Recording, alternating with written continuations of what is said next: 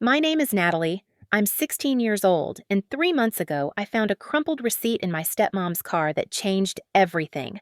The total at the bottom read $18,500. The clinic name at the top said Elite Aesthetics and Body Contouring. The date matched the weekend she told my dad she was visiting her sister in Phoenix. But what made my hands shake wasn't just the lie. It was the patient account number at the bottom, and when I cross-referenced it later against paperwork I found in her desk drawer, that account number was linked to my mom's life insurance trust. The one my real mom set up before the cancer took her. The one that was supposed to pay for my college, my future, the life she couldn't be here to give me herself. $347,000. That was what my mom left me. It was supposed to be untouchable until I turned 18, managed by a trustee, protected from everyone except emergencies. But somehow, Vanessa, my stepmom, my dad's wife of 2 years, had gotten her hands on it, and she wasn't using it for emergencies. She was using it to buy a new face. Do you want to know how a 16-year-old girl caught a woman stealing from a dead woman's final gift and made sure everyone saw exactly what she was? Stay until the end, because what I did with those receipts didn't just expose her. It destroyed everything she'd built on my mother's money. The first time I saw Vanessa after my mom died, I was 13 and drowning in grief so heavy I couldn't breathe most days.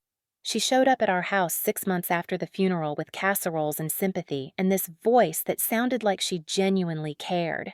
My dad was a wreck, working doubles at the plant to avoid an empty house, and I think she felt like a life raft to him. She was pretty back then. Not stunning, not the kind of woman who stopped traffic, just normal pretty. Brown hair, regular nose, a smile that seemed kind enough. I wanted to hate her for not being my mom, but I was too tired to hate anyone. They got married fast. 14 months after my mom died, there was a small ceremony in our backyard, and Vanessa moved in with 2 suitcases and a promise that she would never try to replace anyone.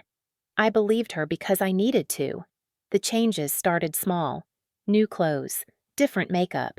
She started going to the gym 5 days a week and meal prepping in matching containers she kept stacked in the fridge. Just taking care of myself, she'd say when Dad asked about the credit card bills. Then her face started changing. Her lips got fuller. The lines around her eyes disappeared. Her nose looked different, narrower, more refined. When I asked about it, she laughed and said it was just good skincare and injectables, nothing serious. Dad believed her. He was too busy working to notice much, and when he was home, he seemed happy she was happy. By my 15th birthday, Vanessa looked like a completely different person. The normal pretty woman who'd brought casseroles was gone.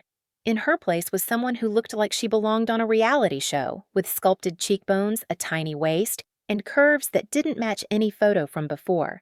She posted constantly on social media, tagging aesthetic clinics, posing in designer outfits, collecting compliments like currency. Where does she get the money for all this? I asked my dad once, watching her unbox another luxury handbag. She's got a good job, he said, distracted, already scrolling his phone. And she's careful with her spending. But I'd seen the bills piling up. I'd heard the phone calls she took behind closed doors, her voice tight when she talked about payments and balances. Something wasn't adding up. It wasn't until last October that I found the first real clue. Vanessa had asked me to grab her sunglasses from her car before we left for dinner, and when I opened the passenger door, a stack of paperwork slid out of the glove compartment onto the floor. I bent down to pick it up, and that's when I saw it. A payment receipt.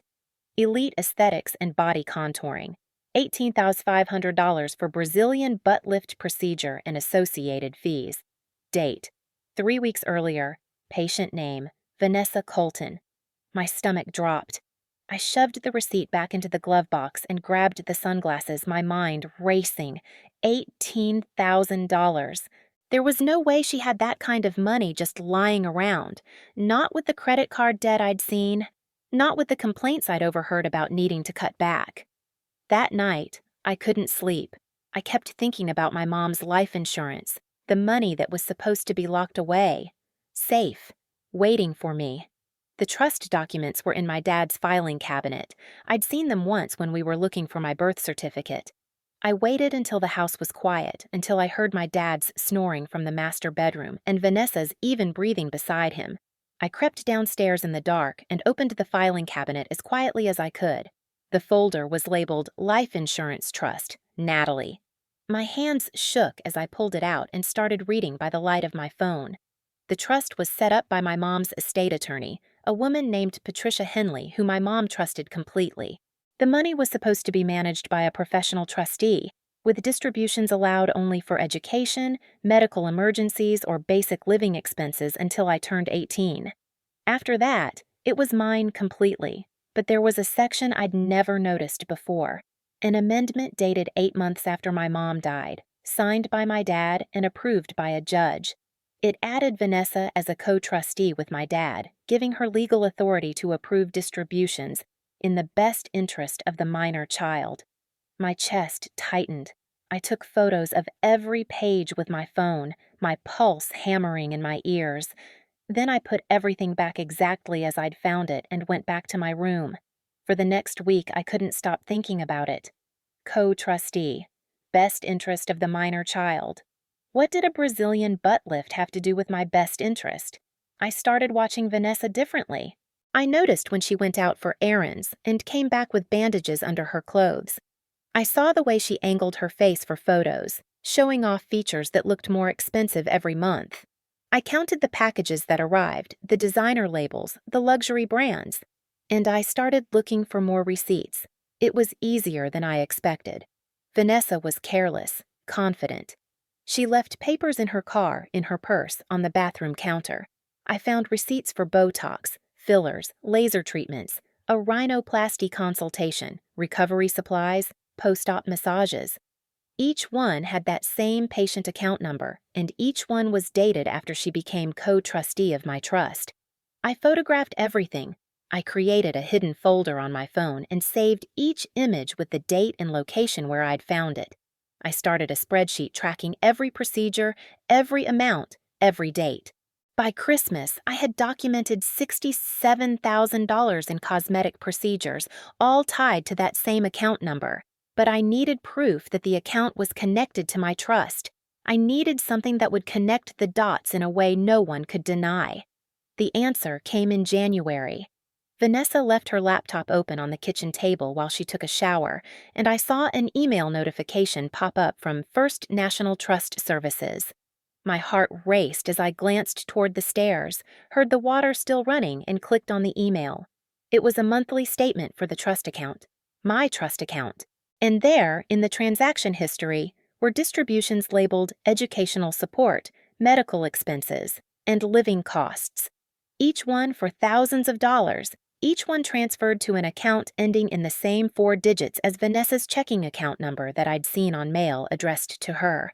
My hands trembled as I took photos of the screen, zooming in on every transaction, every date, every amount. $8,000 here, $12,000 there, $18,500 last October. The dates matched her procedures exactly. The total distributions over the past 18 months? $89,347. I was staring at systematic theft, documented in neat rows on a bank statement. Educational support that paid for lip fillers, medical expenses that funded breast implants, living costs that bought designer clothes. My mom had died believing her money would protect me. Instead, it was funding the woman who'd replaced her transformation into someone she'd never been. I closed the laptop carefully and walked upstairs to my room. I sat on my bed, pulled out my notebook, and wrote at the top of a blank page, evidence. Because if there was one thing I'd learned from crime shows and true stories, it was this: the truth needs proof. And I was going to make sure no one could look away from what Vanessa had done. If you were 16 and discovered someone was stealing your dead mother's money to fund plastic surgery while pretending to care about you, would you confront them immediately? Or would you do what I did and build a case so airtight they couldn't lie their way out when everything finally came to light? After I found the trust statement, everything shifted. I wasn't just a kid grieving my mom anymore. I was someone gathering evidence, and every day felt like adding another page to a case file. I started tracking everything with timestamps. When Vanessa left for errands, I noted the time and checked her social media later for location tags at aesthetic clinics. When packages arrived, I photographed the return addresses, almost always luxury retailers or medical supply companies. When she complained about being sore or tired, I cross-referenced it with dates of procedures I'd found receipts for. I was building a timeline, and the more I documented, the clearer the pattern became. Vanessa wasn't just getting occasional Botox. She was methodically reconstructing herself, procedure by procedure, using money that had my name on it. Every few weeks there was something new: filler, laser treatments, a brow lift, dental veneers. She was spending my college fund to become someone who looked nothing like the woman my dad had married. The hardest part wasn't the anger, though that burned hot enough to keep me awake most nights. The hardest part was pretending everything was normal. Sitting across from her at dinner, watching her cut her food with her newly manicured nails, knowing she'd just approved another distribution from my trust to pay for those nails, for that hair, for that face. "How was school today, Natalie?" she'd ask, her voice dripping with fake concern. "Fine," I'd say, pushing food around my plate. "You seem quiet lately. Is everything okay?" I wanted to scream. I wanted to slam my folder of evidence on the table and watch her perfect face crack. But I didn't. Because I'd learned something important from all those documents I'd been reading, all those legal terms I'd been Googling late at night. Timing mattered. If I confronted her too early, she could hide the evidence, delete the accounts, create some story that made me look like a dramatic teenager inventing things. But if I waited, if I built my case carefully and brought it to the right person at the right time, she couldn't run from it. So I stayed quiet. I smiled when I needed to. I said thank you when she drove me to school. I played the role of the grateful stepdaughter while secretly photographing every receipt she left lying around, every statement she forgot to shred. By February, my hidden folder had over 200 images, receipts, statements, before and after photos I'd pulled from her social media, screenshots of her tagging luxury brands and aesthetic clinics.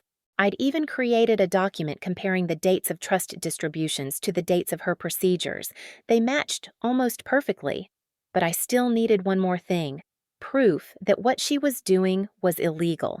I spent hours researching trust law, reading about fiduciary duty, about what trustees were allowed to spend money on. The rules were clear. Trust funds for minors could only be used for the direct benefit of the child: education, health care, basic living expenses, not cosmetic surgery for the trustee, not luxury goods that had nothing to do with the child's welfare.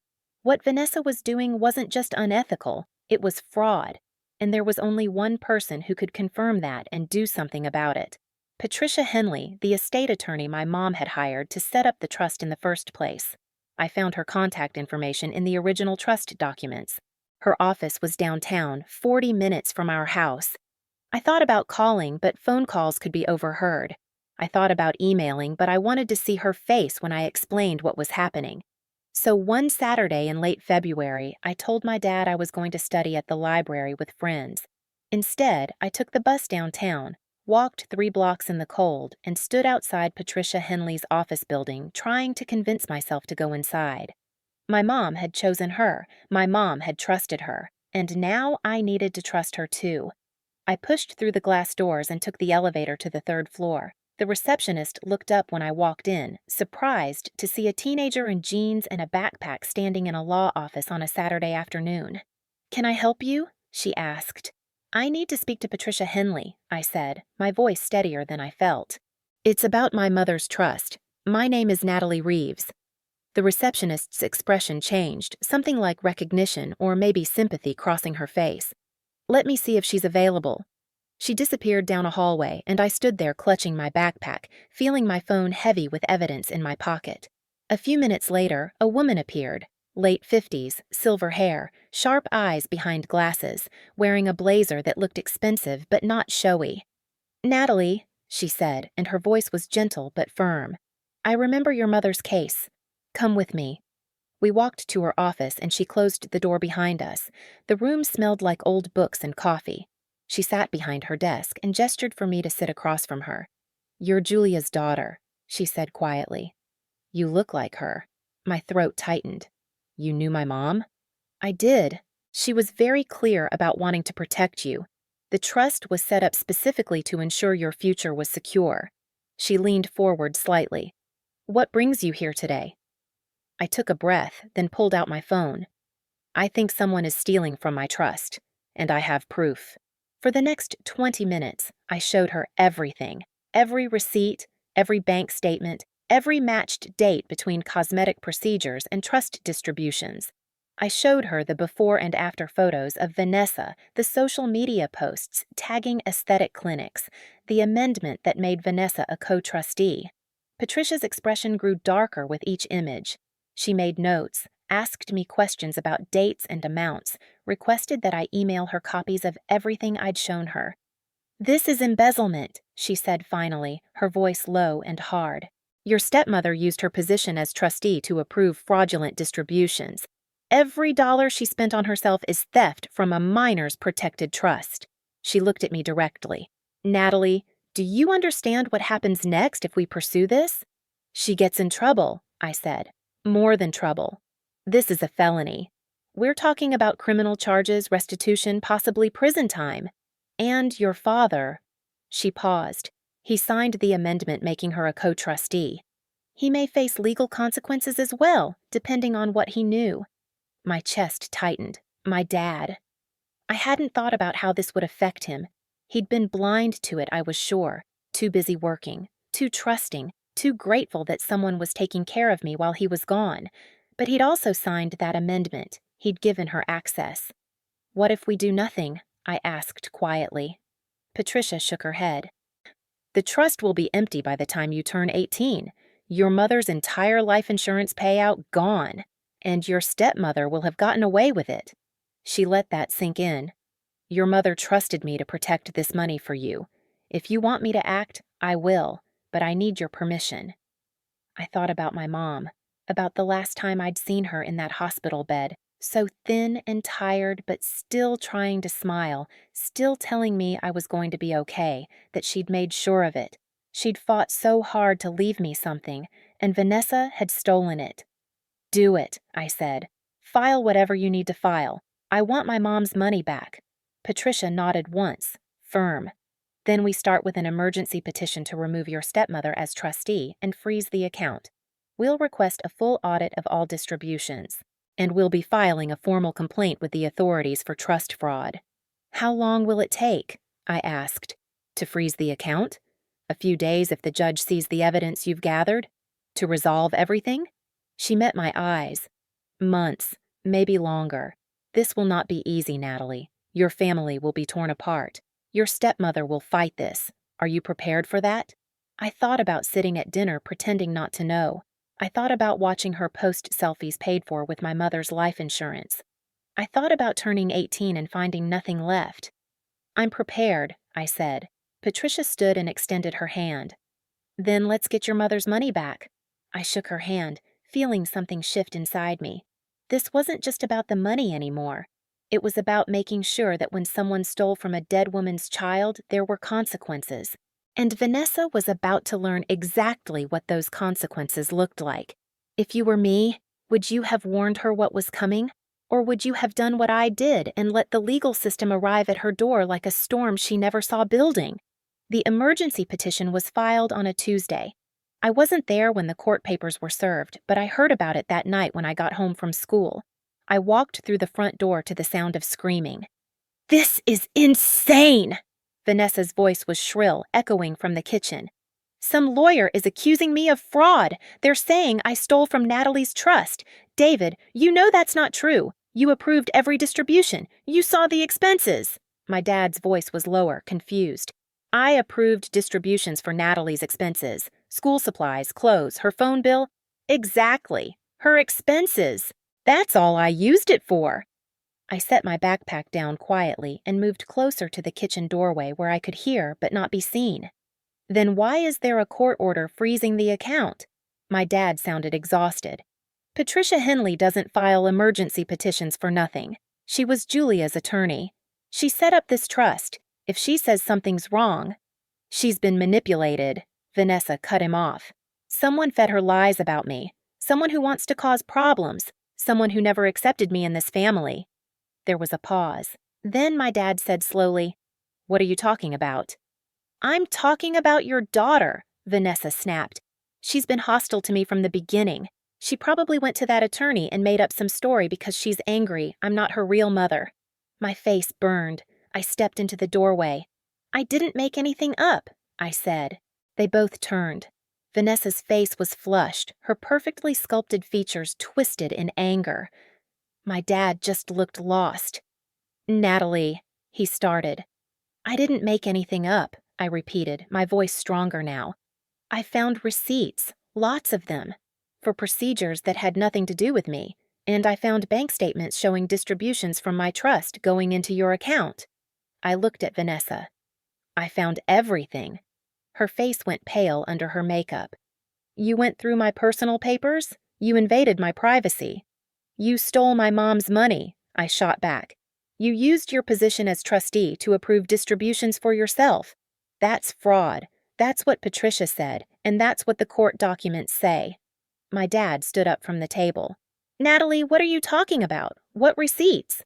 I pulled out my phone, opened the hidden folder, and handed it to him. "See for yourself." He scrolled in silence. I watched his face change as he took in the images. The receipt for the Brazilian butt lift. The statement showing $18,500 distributed for medical expenses on the same date. The invoice for breast augmentation matched to another distribution. Page after page of evidence I'd spent months collecting. "Oh my God," he whispered. Vanessa lunged for the phone. "Those are out of context. David, you don't understand." $89,000, he said, his voice hollow. He looked up at her. "You took almost $90,000 from Natalie's trust for plastic surgery?" "It wasn't like that," she said quickly. "Some of those procedures were medically necessary. The therapy I needed to cope with stress." "Breast implants were medically necessary?" I asked flatly. She whirled on me. "You have no idea what I've been through. Trying to fit into this family, trying to be enough for both of you, dealing with constant comparisons to your perfect dead mother." The room went silent. My dad's face turned to stone. "Get out," he said quietly. "David, get out of this house." His voice was shaking. "Right now." Vanessa stared at him, then at me, her expression cycling through anger, disbelief, and something close to panic. "You're throwing me out because of her lies?" "They're not lies," my dad said. "I'm looking at bank statements. I'm looking at receipts. I signed off on distributions because you told me they were for Natalie, for her needs. You used me. You used both of us."